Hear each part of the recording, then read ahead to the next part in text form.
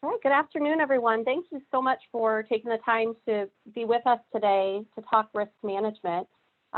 We are scheduled for the next hour to have a conversation about stabilizing and strengthening risk management in 2021, particularly in this time of disruption.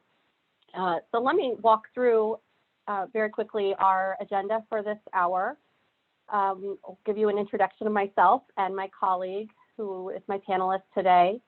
We will give a brief overview of the concept of enterprise risk management today to better explain the university environment changing landscape as it relates to ERM and how it aligns with other assurance efforts at institutions. We also will further talk about the changing landscape, and it's certainly what's evolved over the last year during the pandemic and where we are today. And then we'll spend a good portion of time talking about some of the emerging institution-wide and mission-related risks and how institutions are managing them right now. We will have Q&A at the end, but we also encourage you to use the Q&A function within Zoom throughout the meeting. If there is a question you would like answered in particular as we're talking, we will try to address those throughout, and we'd certainly love the conversation through the Q&A. We also will be recording this meeting, and we'll share the recording afterwards with you. So I'm Ann Piper. I'm a senior director at Huron. I have 20 years of experience specializing and working with universities on institutional risk, compliance, and audit-related matters. In that time, I've supported large research universities with enhancement of risk management and compliance programs. I've also been involved in developing new programs or evaluating gaps across the infrastructure for risk, and specifically help with high priority risk areas such as foreign influence, regulatory compliance, conflict of interest, and others. I'm happy to be joined today by my colleague, Lee Smith. Lee, would you take a minute to introduce yourself, please?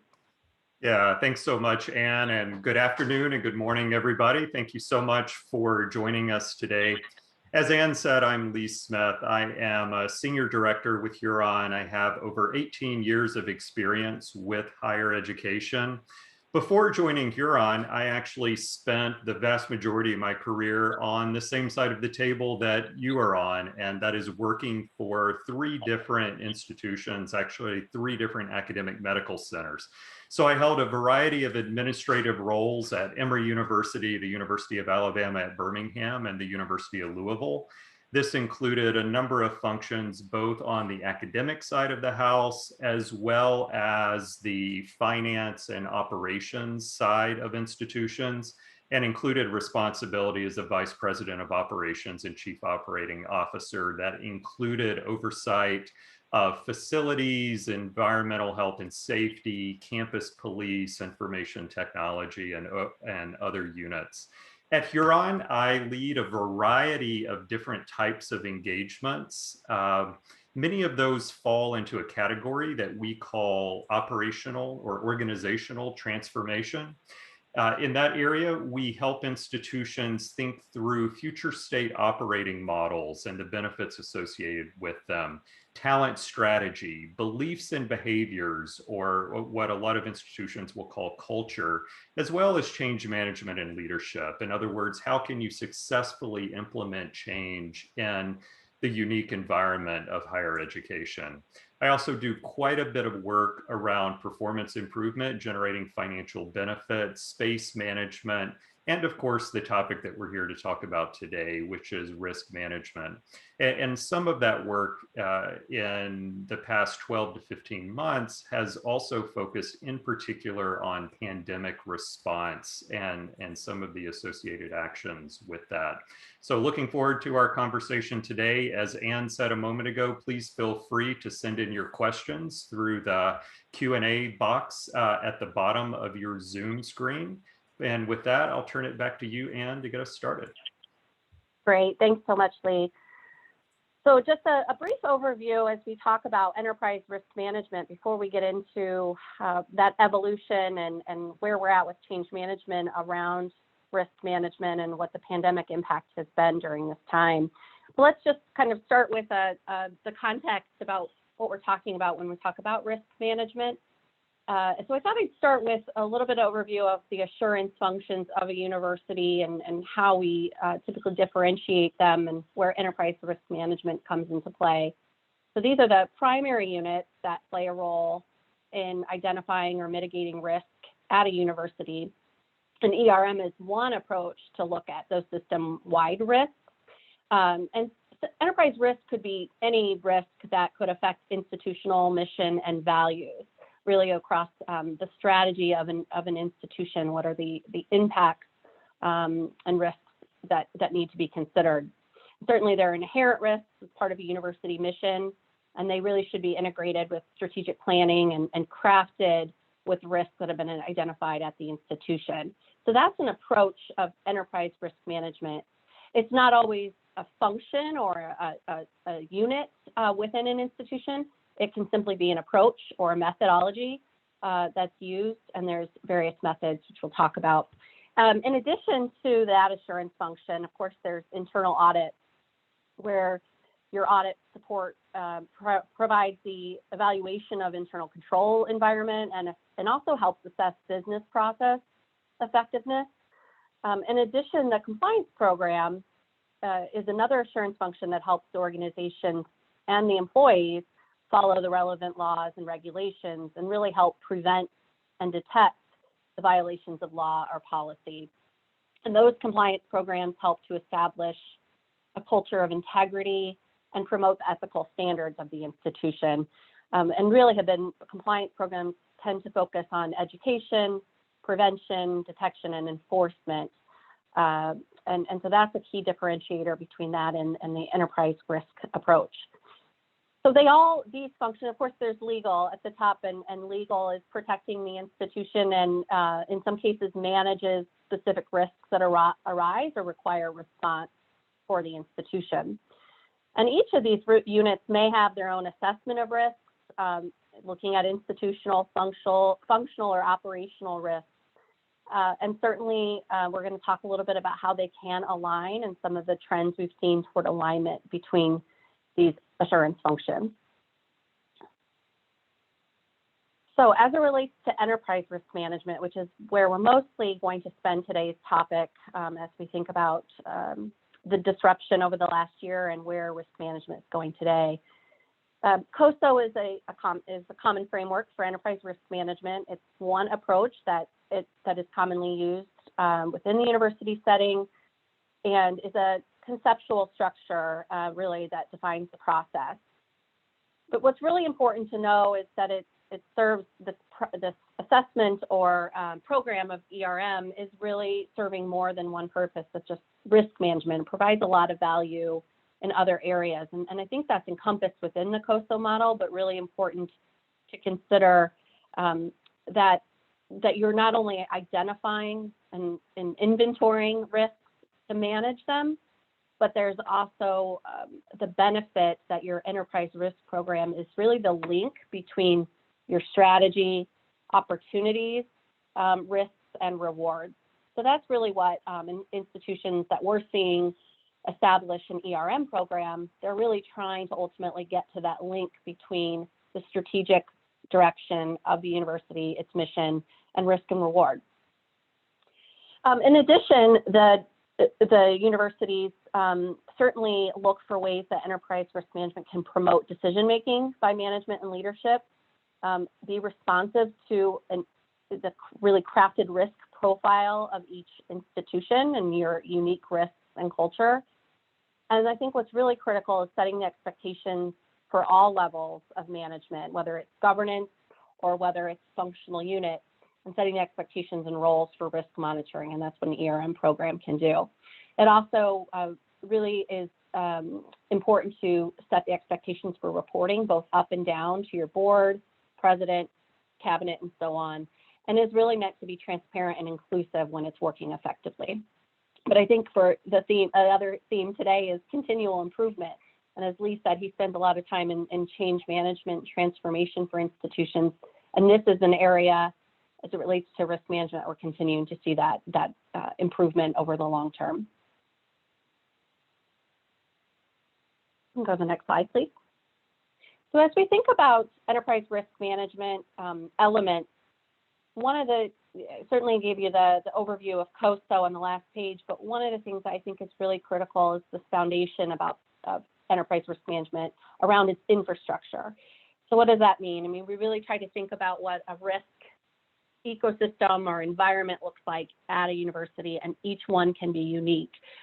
And it's really important in an ERM program to establish responsibilities, certainly at the central unit if there's an ERM function that's dedicated towards risk management, but even more importantly or equally importantly are unit risk management functions that you may already have. And you may have unit compliance officers, finance units, traditional or historical risk management and insurance services, and other units that have really been tackling and blocking all this time around risk.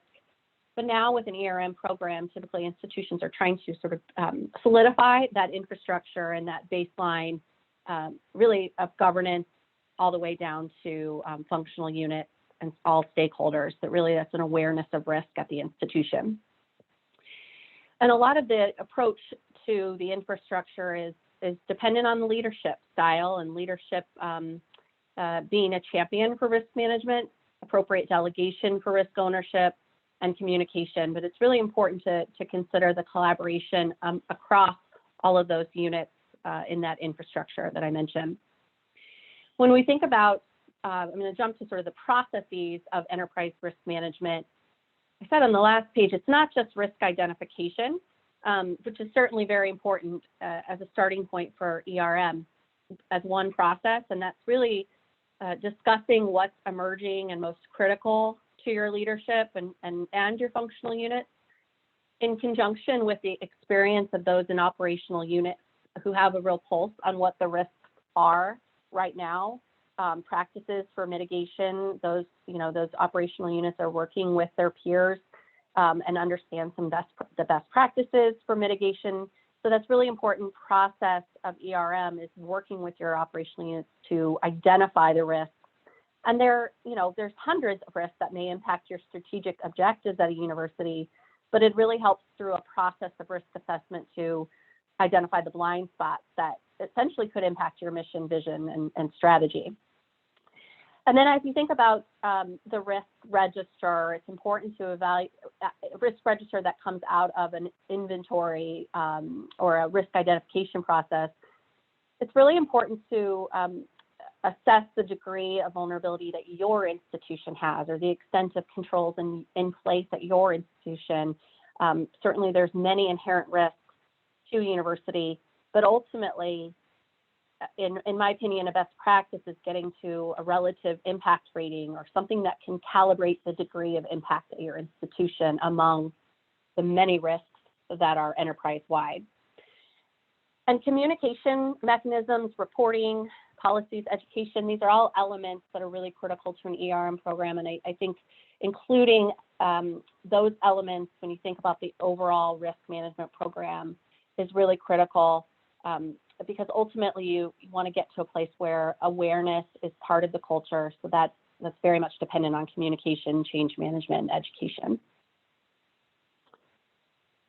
So historically, as we think about risk management in universities, historically, if you can go to the next slide, please. Historically, ERM, actually, we're here at our first poll. I didn't realize we're right here already. So this is a poll that we'd like to engage you in terms of the maturity of your risk management framework.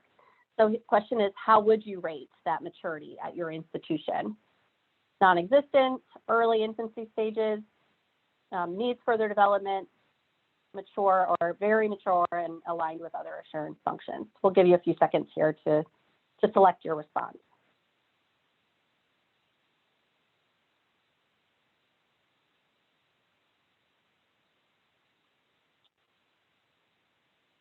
All right, looks like we're getting a lot of responses in here, getting closer.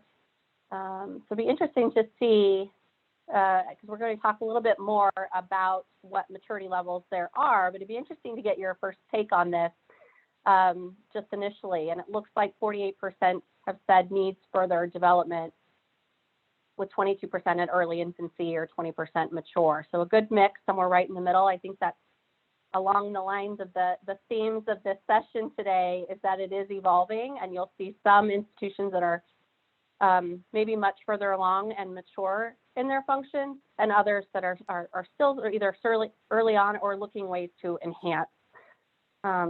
Thank you. So we'll have another poll question a little bit later, but thank you for engaging on that. So as I was saying, where institutions are at today, what's really interesting about the higher education industry and risk management is that we have seen an evolved environment of, I'd say, over the last decade or so. And, historically, ERM has been used in corporate approaches, and we saw movement toward ERM in higher education over a decade ago, as I said, but it's still evolving in terms of the degrees of formality at universities. And because each university is so unique, it is something that should be really tailored to each institution. So we're seeing the various levels. Certainly, I think that during this time where we are today and over the last year is that the pandemic propelled more dialogue about risks and became, institutions very quickly were forced into being aware of the multitude of risks that maybe were not expected. Hopefully, some of the more established ERM programs helped prepare or at least identify some of those early mitigation plans, but really no one was prepared for what we experienced. But I also think it sort of, in some ways, set back some momentum on developing the entire risk program throughout an institution, because the focus really had to shift over the last year toward crisis management and business continuity actions. So I think it's an opportune time, and as many of you responded, or you're at that point of looking for further development, it's an opportune time to step back and look at the broader vision and direction with risk management. And I think when we're talking with some of our partner, institutions that we partner with and engage with, many of the universities are saying, we were doing this long before the pandemic. We had an ERM program, we had started, it's been delayed, or we really want to evaluate how we become more of a value-added function or infrastructure within the university at this time, and become really helping to support risk owners across all of their practices. Given what we really faced in the last year, we think it's really important, but we were always moving that direction. And I think some of the questions we have or we see from our clients is, how do we serve those evolving needs of all university stakeholders? And that was true prior to the pandemic, but I think it's even more so now that those needs are changing sometimes by the day. And so, where can an enterprise risk management function support that and serve that? So as we think about that momentum that I mentioned prior to the pandemic and sort of where things are headed today, we are seeing many institutions, really even over the last 6 months or more, moving towards more formal and what's called resilient risk management programs. We've seen some institutions, some state systems mandate enterprise risk management programs across all campuses of the system over the last year. Some of that started again, prior to March of last year, but really has been propelled in the last few months to get that in place. We also see some trending towards risk structures that are more aligned among those assurance functions that I talked about at the onset, and ensuring that reporting lines are either common or sometimes under the same reporting line. So, one of the things that I was fortunate to work on recently was with a large research university who did a benchmarking study with select peers, and we did look at the reporting lines, and in particular found that I believe it was 40% of the peers that we talked to and did some surveying, that they had a common reporting structure for audit, ERM, and compliance. And many times that was a reporting structure under single executive, such as the CFO or EVP, or directly to the president. And really some of the trends that we were hearing about that alignment is that it offers, well, certainly each of them has a different role and mission. Having that common reporting structure does help improve the effectiveness and efficiency when risks emerge. Having collaborative partners to either identify the mitigation plan when risks emerge, or take a look at the partnerships out in the units and what they have in place for internal controls. So that common reporting structure has helped facilitate a dialogue as well around common risk language, understanding risk tolerance and risk appetite. So that's one approach we have seen. I think it's also that we have also seen with separate reporting lines and a movement towards just further alignment in terms of activities and their risk processes. So for example, we've seen some trends headed towards internal audits, utilizing the risk assessment from ERM to identify those that are most auditable and would make sense for the audit plan, but maybe not doing their own internal audit plan and leveraging some of those conversations that ERM has or participating in those for different purposes. And then finally, we also see some institutions moving towards a chief risk owner or chief risk officer, having an identified risk owner in the form of an executive position to which the three functions may report or a portion of them. I think it's also important to note that, as part of benchmarking we do and talking with our clients, others don't have a chief risk officer, owner, or a true enterprise risk function, but they really feel that they have risk, institutional risk embedded out in the unit, or they have operational leaders who already identify and tackle the risks as part of their roles. And then there's oversight from an executive in that. So it's important that there's no one model that works, but these are some of the trends we're seeing around the governance. Lee, can you talk a little bit about what you're seeing in terms of the maturity and the changes in particular around risk management? Thanks, Anne. I certainly will. Before I walk into this slide, though, I wondered if you might answer a question that just came in, which is, could we provide an anonymized copy of some of the reporting structures that you were just talking about? So maybe if you would address that for just a moment, and then I'll move forward. Yeah, I'd be happy to do that. We do have some very good examples that are already anonymized and some of the results of benchmarking. And I also would want those to understand that if you're interested in that, I think it's important to note that at least a third, I believe, of the institutions we benchmarked in part of our survey did not have a formal program or did not have plans to. And so those who are looking to evaluate this, I think you're in the same position as many. And so I think we're happy to share some of those models and different approaches, and we'll try to incorporate that in some follow-up material. And certainly reach out to me individually. We've shared the email addresses, and I'm happy to share that with you. Great, thanks so much, Anne. So to begin to plot out some of these elements that we've been discussing so far, we often use a maturity curve to represent where institutions may fall. Now, your answers to our poll question a few minutes ago really represented a perfect bell curve of where people are in this process, with many of you finding that you would really be within this developing segment that I'll walk through in a moment, but certainly a substantive number of people still feeling like they're in the infancy phases or are in the very mature phases. It's certainly expected on our end that we would have institutions falling at so many places on the spectrum, especially given the relative youth of some of the more formal enterprise risk management approaches that we've been talking about. One of the themes that we're certainly going to get into in the remainder of our discussion today relates to the pandemic and the way that the pandemic has really created substantive attention from executive leaders, from boards, et cetera, that really create the opportunity for you to, as institutions, mature along this curve. So when we think about the maturity evolution, we really plot that on two axes. So one axis relates to the overall development of your framework, with disjointed representing the lower end of that spectrum and robust representing the upper end. And then, of course, on the other axis, the effectiveness of the overall program.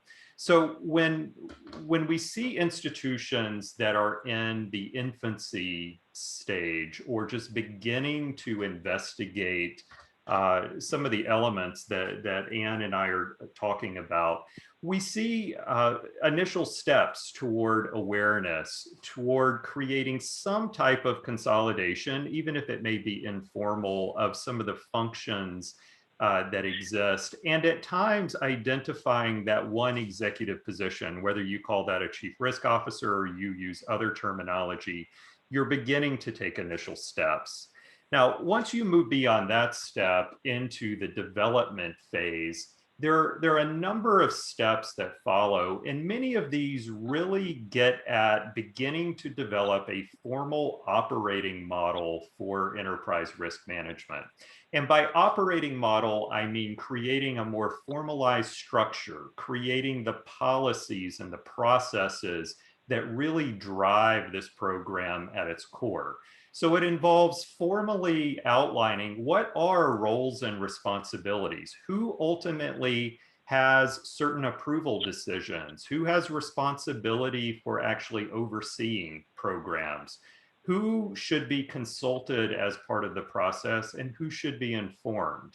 Once you begin to develop that formal operational structure, what types of considerations do you have in creating that formal organization? Who is part of that organization from a straight line reporting perspective, and who are dotted line reports that play in, or colleagues that collaborate with you along the way?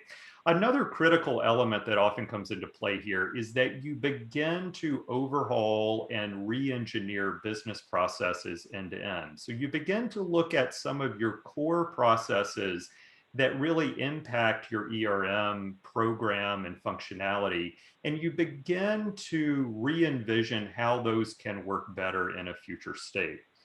As you evolve into a mature framework, there are several additional considerations that tend to emerge. And one of the primary areas relates to data analytics. And how can you ensure that you are collecting, analyzing, and understanding some of what the data are telling you? We'll talk a little bit more about this in just a few minutes. Communication often becomes critical as well. And what I often tell clients is, as you're communicating about enterprise risk management, are you not just communicating the what that's contained in it, but are you communicating the why? Why is this program critical to our institution? And are you able to translate that why into the frames of reference for different constituents across your institution? And then, of course, as part of this process, are you able to develop an ERM program that ultimately is agile, nimble, and resilient? And we're going to talk a little bit about that in more depth in just a moment. Let's go ahead and transition, though, to a discussion of trends that we're seeing with risk in higher education. So when we think about the changing risk landscape that exists today, many of you have seen slides similar to this in the past, where you consider both the external environmental aspects and you consider the internal environmental aspects. Across both of these spectrums, though, we see risks that are increasing in a variety of ways, and we classify these really into four categories. So we look at the complexity of them, we look at the severity, we look at the recovery time, and we look at the velocity, or the time that will elapse really until your entity is impacted. Is it a sooner impact or a longer term impact? As you all know very well, the mix of external and internal environments is quite complex to navigate now. Across the external factors, we of course have a quite complex political environment that we live in now. And then intermingled with that, of course, are some of the economic challenges that are well known to higher education. The role of higher ed in some of the social conversations and challenges that exist as well. Technology is omnipresent, both from an external perspective and an internal one. From a legal perspective, of course, we have seen the demands on the offices of legal counsel at universities increase exponentially over time.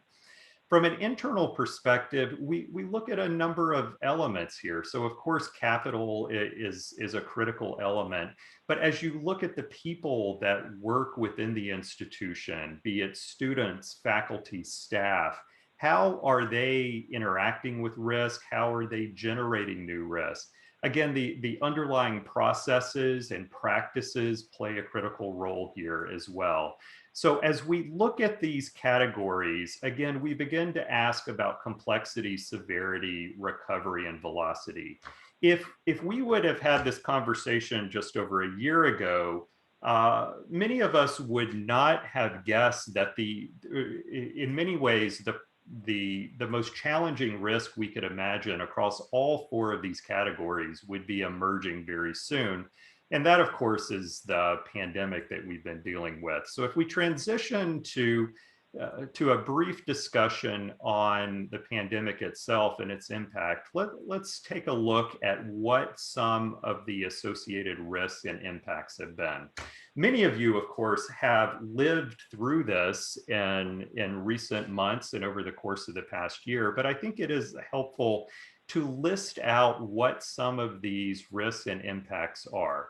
So first is a remote workforce that we created. And we, of course, pivoted to a remote workforce almost immediately.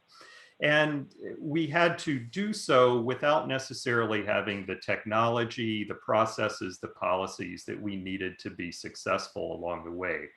So some of the risks that have emerged, of course, relate to controls that we have in place for certain critical processes and compliance with those controls. Data security issues that arise when we have people outside of the formal campus network and sometimes even using equipment that is not necessarily university owned and university protected. We've also heard quite a bit from employees across higher ed who feel like they've been working even harder in a remote context than they were in an on-campus context before. Second, related to federal funding. Again, this raises some significant compliance issues that we have to look at, but there are certainly fresh sources of funding. We'll talk a little bit about CARES Act in a few moments, but that, of course, is not the singular source of new funding. And we would expect, particularly with the transition in administrations, that there are going to be even more fresh funding streams that continue to appear and create challenges here. The extended campus shutdowns, of course, have been one of the major issues that we've dealt with. It has really evolved what is arguably the core product of most institutions, which is the education of students itself. That entire model has been forced to evolve, in some cases almost overnight, to allow institutions to continue to deliver their missions. But what we see as part of this are increased concerns about the academic success of students, about their mental health and wellness, et cetera. Related to that as well, of course, are questions about the quality of education. And when we talk about online learning, a number of institutions have told me that what they are doing, they don't necessarily consider to be online learning. They consider it to be remote learning at this point because they feel like there's an evolution for them to really get to true virtual or online education. And we of course, are very well versed in some of the controversies and the lawsuits that have emerged from some students and parents related to the success of online learning. At the same time, though, we see institutions who are recognizing the value of this new business model and are taking advantage of the opportunity to really grow this functionality within their institution and develop it further.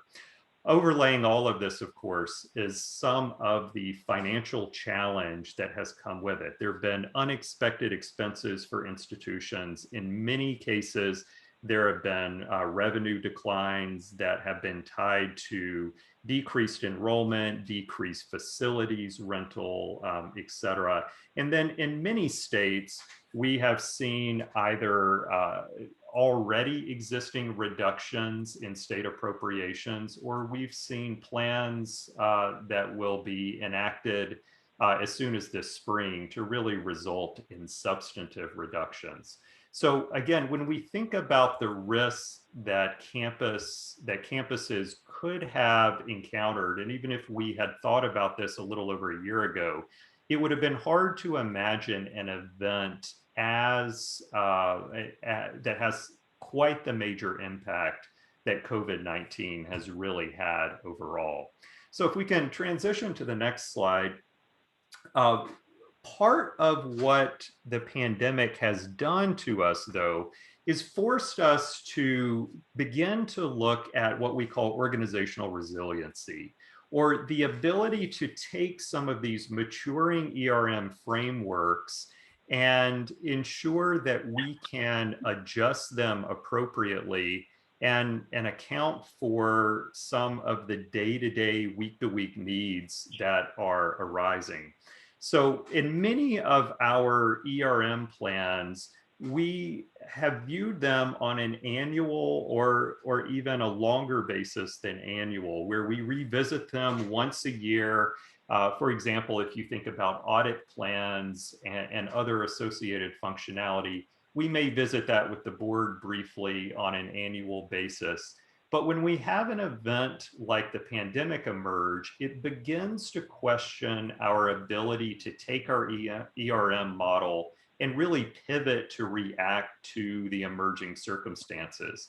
Traditionally, with many ERM elements, we plan ahead of time what our work is going to be for the year for the vast majority of our effort, and we leave a relatively small percentage, sometimes as small as 10% or so of effort, that we're going to dedicate to issues that arise during the year. I think the challenge that the pandemic has presented to us is perhaps we need to rethink that approach. We need to perhaps think of, rather than planning some of these approaches in terms of an annual plan, we need to think about how we can pivot and be more agile during the year itself to really react to new types of challenges and issues that are arising. And certainly, as we get into the discussion portion with your questions in a few minutes, I would expect probably some additional questions related to resiliency and how you can really achieve this successfully. I do think, though, that this is going to be a critical element of the next phase of ERM trends. And with that, let's transition to talk about what we really see as some of the new and emerging risks. And I want to talk about these in two categories. So one is, what are some of the trends that are emerging from the pandemic itself?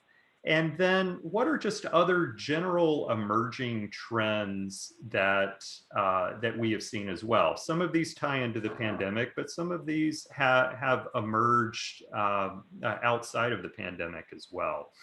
So first of all, if we start with the pandemic risk trends that are emerging, as we've walked through in the last few minutes, certainly the pandemic has required substantive attention to reimagining the way that university operations function. The good news is that many institutions have now begun to focus more attention on risk, certainly from outside of the formal risk management structures than they have in the past. And so this ties into on-campus versus virtual instruction, to de-densifying our residence halls, to the way that we procure PPE, to contact tracing, and a whole host of other elements. What we've seen here, though, is that in making a number of these decisions, institutions have really been focused on a triage approach. And this was particularly true at the beginning of the pandemic, but we've seen it continue throughout, in that institutions are often having to make decisions on these elements very, very quickly. They're having to pivot without a lot of time to study potential risk and impacts. And they're having to look at the way that peers and institutions are approaching them and make decisions quickly. The result, of course, is that there may be some substantive risks that are embedded here that can't be fully accounted for. Or in some cases, you're creating new risks that you've not had an adequate opportunity to evaluate. Let me give you two examples. So one would be, as you have had to procure new items for your campuses. This relates to PPE. It may relate to software to support contact tracing and other elements. You've often had to move forward very, very quickly without potentially being able to mature that procurement process overall, or go through your usual processes that ensure that your campus is appropriately protected. At times too, as we know, from even existing contracts that are in place, you may have found that your institution was at risk because some of the contractual language did not protect you adequately from some of the impacts, and actually created some commitments that you have to certain vendors. As well, with new risks, data security has become a primary concern. I talked about this a little bit earlier in terms of a remote workforce, but it ties into a whole host of other elements, even in the way that we've begun using Zoom and Microsoft Teams and other platforms to deliver the core missions on campus. How secure are those platforms? And we've all seen some of the well-publicized activity that has created challenges there.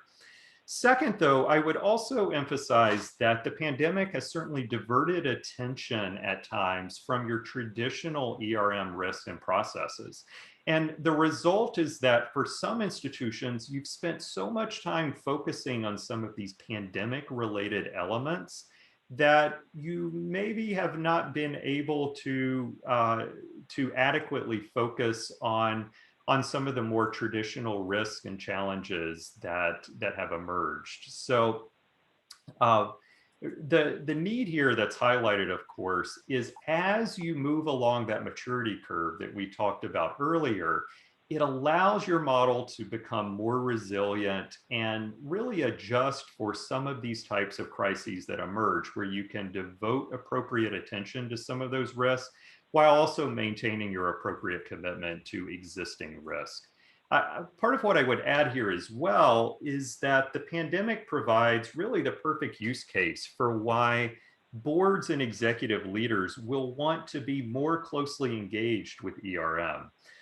Some ERM leaders in the past have told me that that some executives at their institution or even board level members are willing to have those conversations again on an annual basis about an ERM program. But what we have now is really an opportunity to highlight some of the critical benefits of a more formalized, mature program. And I would encourage us to take advantage of that opportunity. The third point I would mention here is that, of course, university leaders are under substantial pressure to make different decisions for fall of 21. If you've seen the news in the last week or so, you have noticed multiple universities announcing that they plan to return to normal operations in the fall of 21. Of course, the pressure that's coming from politicians, from students and parents is extreme. And we have to be careful that we're evaluating the risks that are associated with this as we look at the fall. Part of what we're working with some institutions to do is to help them be agile in their decision making about the fall. So if you think, for example, about classroom capacities and what they need to look like in terms of social distancing and other requirements, it's difficult to make a judgment about what the fall needs to look like when we're in March. And yet at the same time, it's very difficult for institutions to react just weeks before classes begin. And many of the software programs, the existing analysis, et cetera, does not position institutions to address some of their risks in a data-driven format. So we've stepped in with a number of institutions to help them model and understand how can your facilities be leveraged with certain assumptions related to social distancing? How can you understand today what those options are so that when you're forced to potentially revisit a decision in late July or August next year, you understand from a data-driven perspective what your options are and can make better risk-informed decisions moving forward into the fall. Now, when we talk about emerging trends, again, some of these are influenced by the pandemic, but many of them exist outside of it, and I think will continue to endure after the pandemic is over. And really, a primary subset of these goes to core mission delivery. And when we think about the core missions of our institutions, which are some combination of education, research, and clinical work, there are a number of changes that I think are really going to outlast the pandemic in many ways. So if we think about instruction, we can understand that many faculty are probably going to have a desire not to return to exactly what their pre-pandemic instruction looked like in that traditional setting, but will want some mix of fully remote or hybrid instruction. How can you structure that appropriately? What are the facilities you need to ensure the quality of delivery there? How do you mitigate some of the risks about academic integrity that have begun to emerge as well with students taking assessments in remote settings? Second, federal research requirements. There are new requirements that have emerged. Of course, we continue to expect shifts in funding in this area.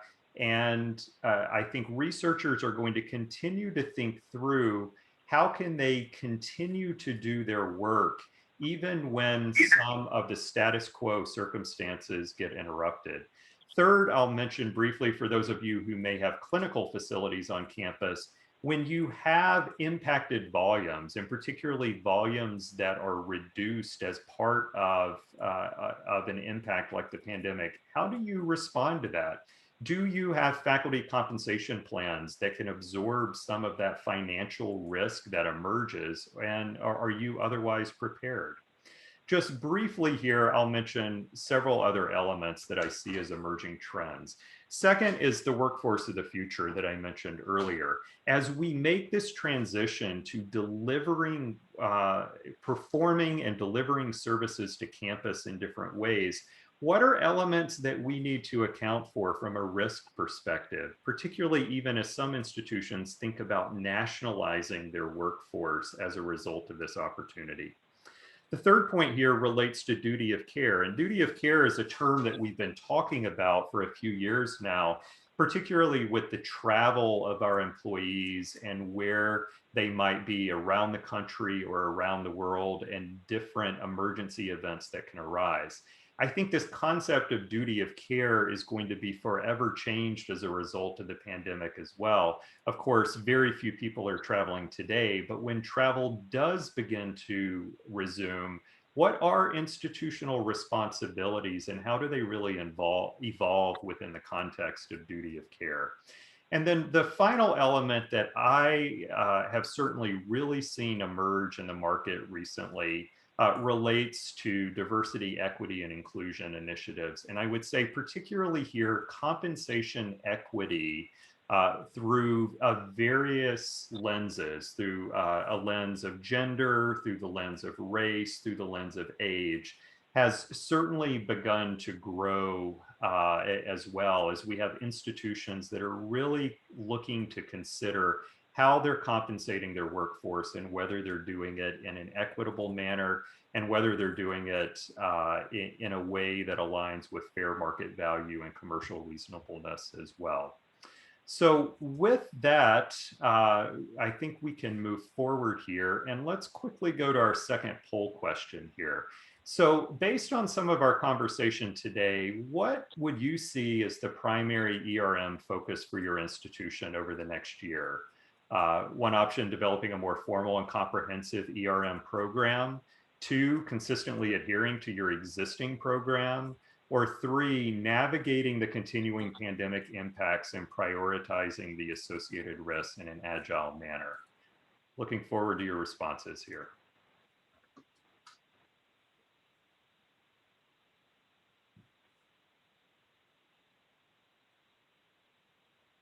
A few more moments to get answers in here.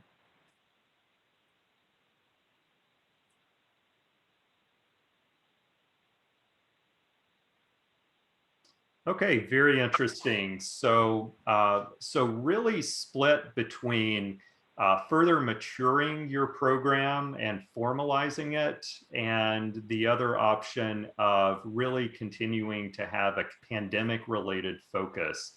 It's fascinating to me that nobody felt like adhering to what your existing ERM program would be the path forward. So very, very interesting information overall. Let's go ahead and shift to our next slide if we can. So just in closing here, and then we'll leave a few minutes for additional questions that you all might have.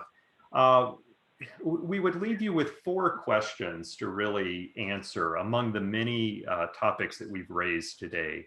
So one is a question that relates to the beliefs and behaviors of your campus culture. Do you have a risk-aware campus culture? And certainly has the pandemic changed the nature of risk awareness on your campus?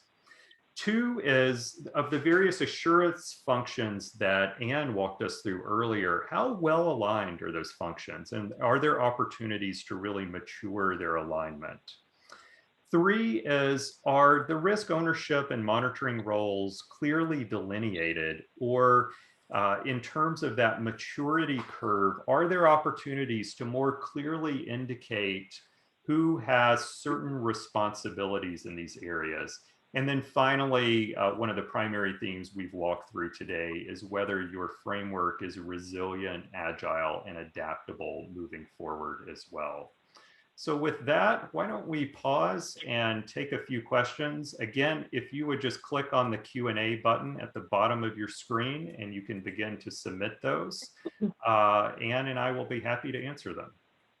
Yeah, great, Lee. I think that the 4 questions is really helpful that you posed on the last slide in terms of that continuous improvement, and goes along with the theme that 0%, we're going to remain with the status quo and really kind of self-evaluate what needs to happen next or where to focus. And one question we have that I'll ask you, Lee, is what advice should risk managers be giving to presidents in the current environment? I know you speak with a lot of university presidents and probably talk about risk, but what should some of the risk managers within university be suggesting to the president at this time? Yeah, it's a really great question, Anne. And I think one of the clear opportunities here is that enterprise risk managers, whether it's a chief risk officer or other similar positions, I think have the opportunity to have the ear of the president, to have the ear of their board chairs right now in ways that they haven't necessarily in the past. I think what I would be recommending that you discuss with them is particularly, how do you begin to create data-driven methods to anticipate and address risk? And what's some of the infrastructure you need to put in place to help get there? I know a number of universities that I've worked with recently where we have developed some rather complex modeling, sometimes financial modeling, sometimes modeling related to social distancing or classroom facilities and so forth, they have then been able to leverage that later in the process and of decision making. And at the end of the day, that makes presidents more confident in their decisions, and it makes boards more satisfied with the decisions that are being made. And so I would really emphasize that ability to make better data-informed decisions if you do the appropriate work with the infrastructure now.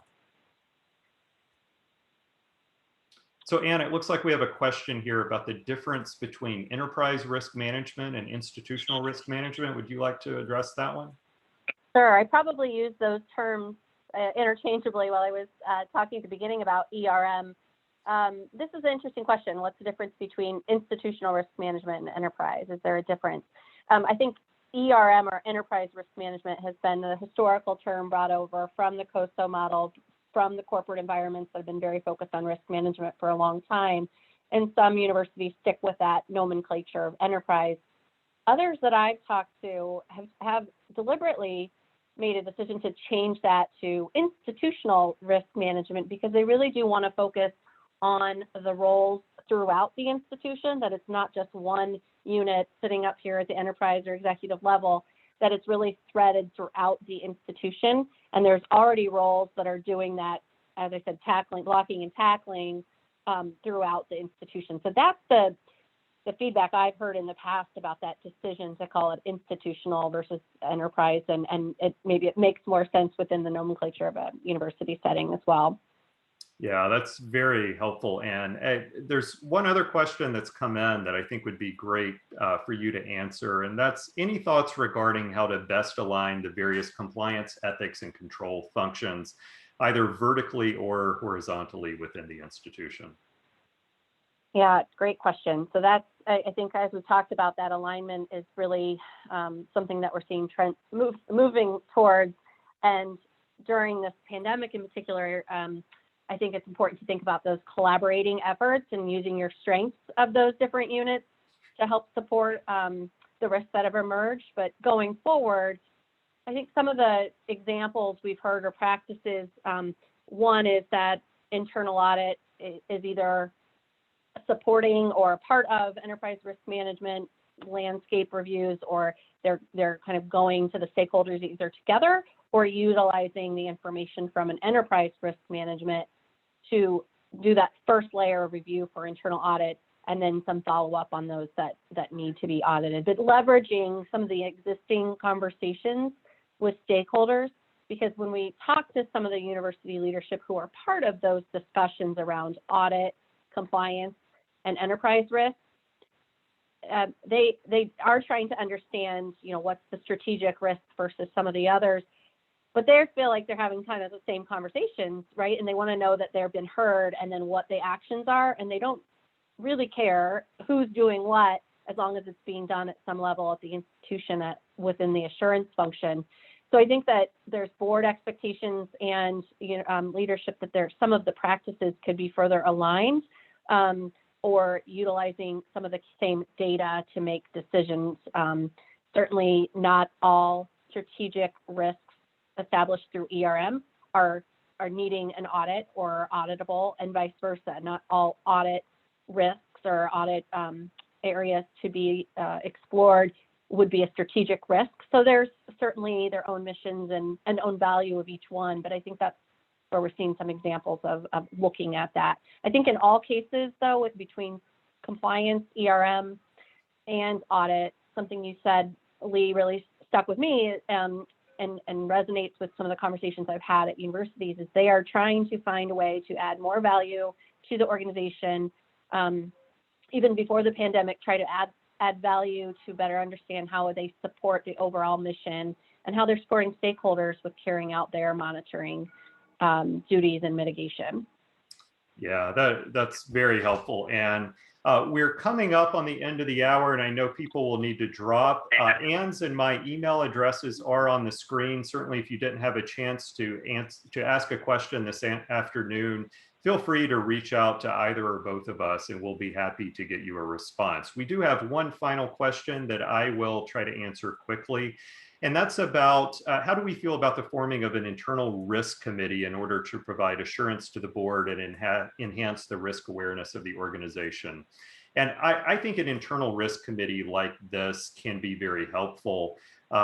Governance is really one of the critical elements on any university campus, and creating some governance around risk, I think can be very, very helpful. What I would encourage you to do, though, is as you create this committee, make it very clear, is this an advisory committee that's going to look at your current circumstances and make recommendations to executives or others?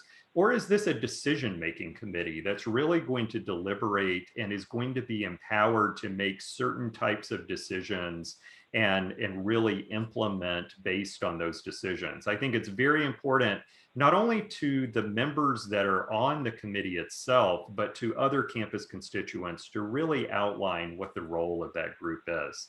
I know we're at the end of our time today, so thank you everybody for the time you devoted to this. Again, Ann and I would very much look forward to continuing the conversation with any of you. So please do feel free to reach out. Yeah, we'll be following up with the recording of this webinar. So thank you all very much, and thank you, Lee, for joining me today. Thank you, Ann. Have a great afternoon, afternoon, everybody. Bye-bye.